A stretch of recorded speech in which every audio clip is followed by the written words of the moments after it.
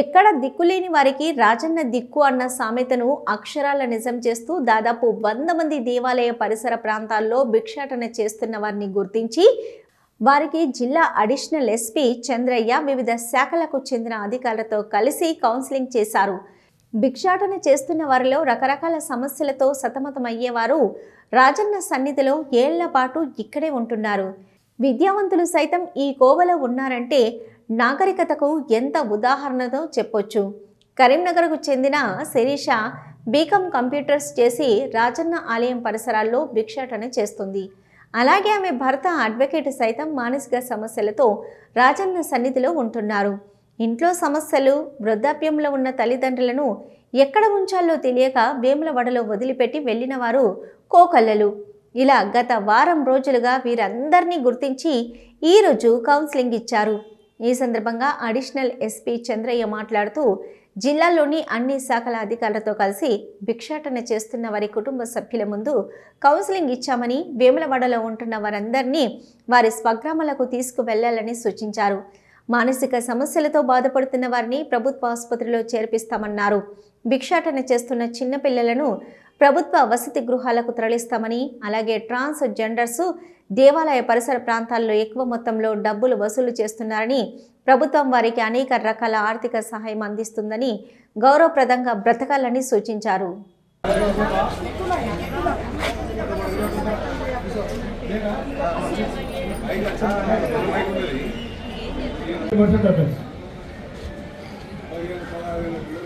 చిన్నపిల్లల్ని తీసుకోవద్దు, వాళ్ళని మార్చి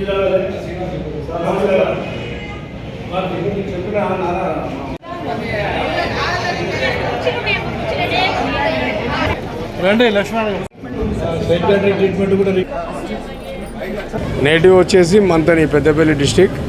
కాకపోతే మేము చిన్నప్పటి నుంచి చదువుకున్నది లా చేసింది హన్మకొండ. కెనడాలో ప్రాక్టీస్ చేస్తున్నాను. మా మిస్సెస్ బీకామ్ కంప్యూటర్స్ చదువుకుంది. మేము ప్రస్తుతం ఇప్పుడు ఇక్కడ ఇంతకుముందు చెప్పుల స్టాండ్లో పనిచేసినాం, బాత్రూంలో చేసినాం. ఇప్పుడు ప్రస్తుతం కొబ్బరికాయలు కొట్టే దగ్గర వర్క్ చేస్తున్నాం. Because of we're not beggars. కాకపోతే ఎలాంటి మాకు సపోర్ట్ లేదు, ప్లస్ రెసిడెన్సీ లేదు. మా మిసెస్ హ్యాండిక్యాప్, ఆమెకి పెన్షన్ కూడా రావట్లేదు, సర్టిఫికేట్ లేదు మాకు. జర అందరూ మీరు మీడియా ప్రతినిధులకు అందరికీ మేము విన్నవించుకునేది ఏంటి అంటే, చాలా కూడా ఆమెకు ఒక పెన్షన్ వచ్చేటట్టు చేస్తే, ఇంత ఇల్లు అనే మన రూమ్ అకామిడేషన్ రెసిడెన్సీ ఇస్తే మాకెంతో మేలు చేసిన వారు అవుతారని మేము ఈరోజు ఆపరేషన్ స్మైల్లో భాగంగా police department, district welfare officer, child welfare committee, revenue department, తర్వాత లేబర్ ఆఫీసర్, మెడికల్ డిపార్ట్మెంట్ అందరం కలిసి జాయింట్గా స్పెషల్ ఆపరేషన్ కండక్ట్ చేయడం జరిగింది వేములవాడ టెంపుల్ ప్రాంతంలో. ఇక్కడ మేము అబ్జర్వ్ చేసినప్పుడు చాలామంది ఓల్డ్ పీపుల్ బెగ్గింగ్ మీద చాలామంది డిపెండ్ అయి ఉన్నారు. అదేవిధంగా ఇద్దరు పిల్లలు బెగ్గింగ్ మీదనే ఉన్నారు. సో వీళ్ళందరినీ దాదాపు ఒక 70 మందిని మేము వాళ్ళని క్యాచ్ చేసి వాళ్ళతోటి ఇండివిజువల్గా కౌన్సిలింగ్ చేయడం జరిగింది. వాళ్ళది ఒక్కొక్కరితో ఒక్కొక్క దీనగాథ కనబడ్డది. ఒకరికేమో వాళ్ళ పిల్లలు వాళ్ళ కేర్ తీసుకోకుంటే వాళ్ళు వచ్చి ఇక్కడ టెంపుల్ దగ్గర బెగ్గింగ్ మీద డిపెండ్ అయి బ్రతుకుతున్నారు. కొంతమంది ఎవరు లేరు, కొంతమంది పెళ్ళిళ్ళు కాలేదు, కొంతమంది పిల్లలు కాదు, ఓల్డేజ్, వాళ్ళకి ఓల్డేజ్ ప్రాబ్లం వల్ల ఇంకా వేరే ఛాన్స్ లేక ఇక్కడ వచ్చి బ్రతుకుతున్నారు. చాలామంది వాళ్ళు చెప్పిన స్టోరీ ఏంటంటే, ఆరోగ్యం బాగాలేదు సార్, ఇక ఇక్కడ వచ్చి మేము దేవునికి అని నమ్ముకొని వచ్చినాము, ఇక్కడనే ఉండిపోయినాము, సో ఇక మేము వీళ్ళని అడుక్కొని బతుకుతున్నామని చెప్పడం జరిగింది. వాళ్ళ యొక్క టోటల్ అడ్రస్లన్నీ, ఆ 70 మంది యొక్క టోటల్ అడ్రస్లన్నీ ట్రేస్ అవుట్ చేయడం జరిగింది. వాళ్ళ ఆధార్ కార్డులు కూడా తీసుకున్నాము. తర్వాత వాళ్ళకి సంబంధించినటువంటి వ్యక్తులను పిలిపించి వాళ్ళకి హ్యాండ్ ఓవర్ చేయడం జరుగుతుంది. అందులోకి వెళ్ళి ఒక 4 పేషెంట్గా ఉన్నారు. ఒక ఆమెను టీబీతో సఫర్ అవుతున్నది. ఆమె కూడా ట్రీట్మెంట్ ఇవ్వడానికి మెడికల్ డిపార్ట్మెంట్ వాళ్ళు కూడా ఆల్రెడీ నోట్ చేసుకొని హాస్పిటల్లో జాయిన్ చేస్తున్నారు. ఇద్దరేమో సైకియాట్రిక్ ప్రాబ్లమ్స్ ఉంటున్నారు. ప్రతికి ఏంటంటే అందులో ఆ సైకియాట్రిక్ ప్రాబ్లం ఉన్నటువంటి వాళ్ళు, ఒక ఆయన అడ్వకేటు, ఒక ఆమెను బీఎస్సీ కంప్యూటర్ సైన్స్ చదువుకున్నది. వాళ్ళ ఇంటి ప్రాబ్లమ్స్ తోటి, వాళ్ళ సైకియాట్రిక్ ప్రాబ్లమ్ తోటి ఇక్కడనే అడుక్కొని ఉంటున్నారు. సో వీళ్ళను కూడా మనము గవర్నమెంట్ హాస్పిటల్లో సైకియాట్రిక్ డిపార్ట్మెంట్లో చేర్పిస్తున్నాము.